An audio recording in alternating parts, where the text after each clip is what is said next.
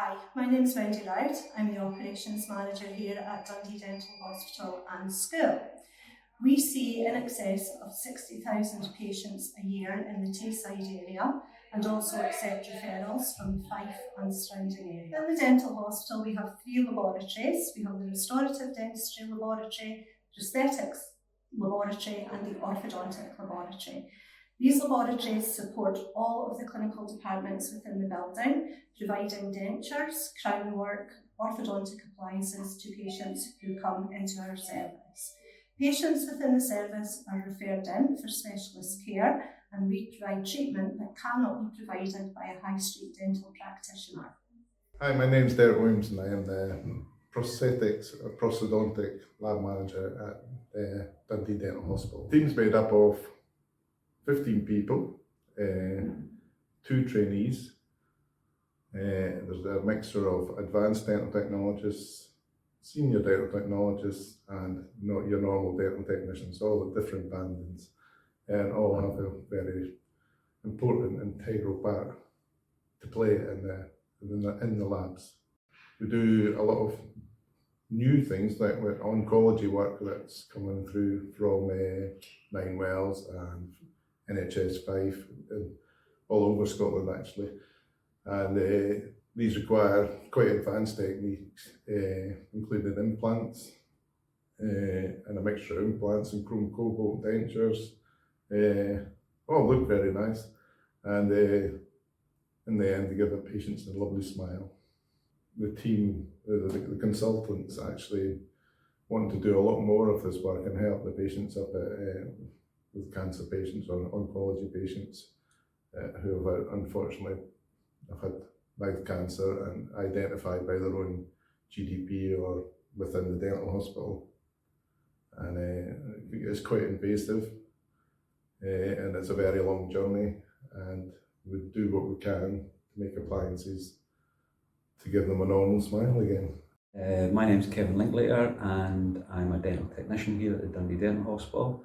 I've worked for NHS Tayside for the last 34 years, and for the last 12 years I've had the privilege of being the lab manager for the Crown and Bridge. And there's 5 of us in the lab, there's 6 of us in total in the lab, and it varies from basic grade dental technicians up to senior technicians.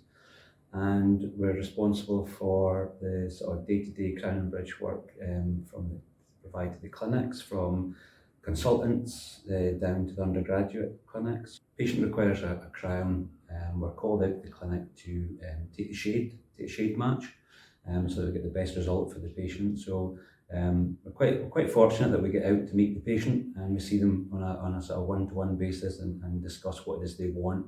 Because you immediately think that because someone's not had their teeth for a wee while, they're going to almost take anything that you give them, but they've probably thought about that for quite a long time, and they've got specific requests that they want and things that they want taken out of from their old teeth and sort of changed and get a new tooth, you know. In more recent times as well, that we've sort of invested a bit in digital dentistry. So we're seeing more use of intraoral scanners rather than patients having to get impressions taken, which is not a pleasant, if anyone's had an impression taken, it's not a pleasant thing. So it's a little camera going in your mouth and taking a video, your mouth's great. We can then sort of upload these images and work from them rather than from physical models. And also there's been a lot of development in the sort of CAD/CAM side of things, so we're able to design and get things milled using computers rather than physically making it on models and using our own hands, but we're using computers now. There's quicker turnaround time for things, and it's just a new development in dentistry. Hi, I'm Brian Stevenson, one of the consultants in restorative dentistry in the Dental Hospital and NHS Tayside. So we know from quality of life research that this cohort of patients really struggle afterwards if they don't have any teeth, either to smile with or to chew with. So we know that across Europe, these studies have really shown that giving people teeth back has a positive impact on their well-being afterwards. The real advancement has been in the digital planning to allow us to give people teeth all digitally planned. So before their surgery, we plan with the surgeons where the surgery is going to take place. We plan digitally where the implants are going to go using software. The lab will make us a guide using that plan, and we use that guide to put the implants where we want them, and then the teeth can be fitted on the same day, so the patient can come in, have their surgery, have their teeth out, and have their teeth in the same day. The patient, once they have a diagnosis of head and neck cancer, are seen and screened by our team, and in some respects those patients may well be referred back to us for the rest of their life, because the impact of radiotherapy or chemotherapy on their mouth or the surgery that they've had will mean that most general dental practitioners are not comfortable completing all aspects of treatment, so we will often see them in some form for the rest of their life. One of our patients has had mouth surgery for their cancer, and that has created a hole between their mouth and their nose, so when they talk or when they eat or drink, they have a very nasal speech, or they get liquids going into their nose and coming down their nose. So one of the things that we can do is to fill that hole, which allows them to be better understood and able to eat a relatively normal diet. Another patient had most of their tongue removed, so their speech as well as their swallow is affected. Without teeth, they don't have an ability to control any of the bolus of food. So when we give them teeth using dentures initially and implanted dentures in due course, they're usually better able to control their swallow and be able to eat things that they haven't for a number of years.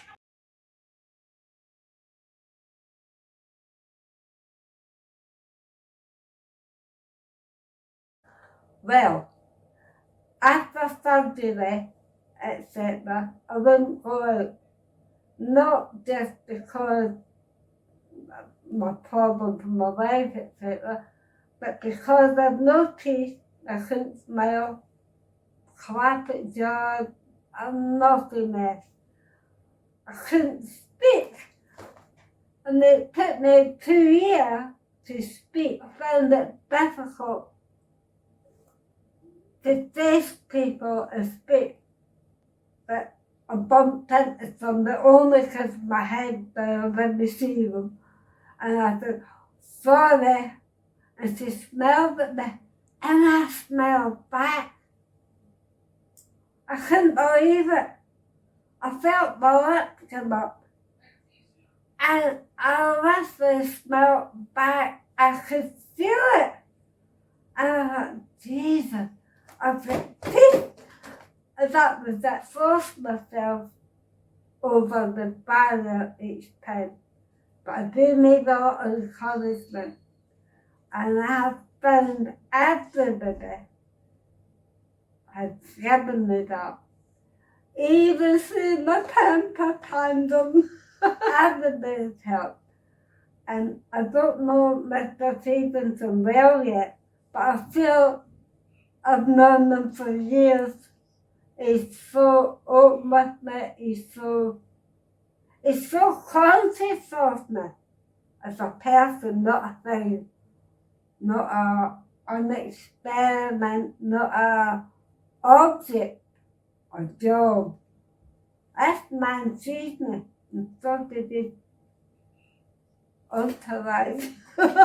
So all these people actually see me as a person, because I have allowed myself to be a person, and they have helped.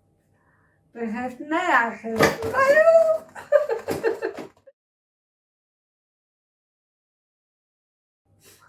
It's a difficult one to put into words. It's more emotion. It's happiness. That's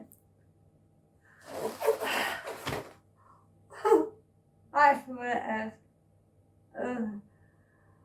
To be able to look at somebody and go, without gums, I cannot express it in words. It's emotional, basically.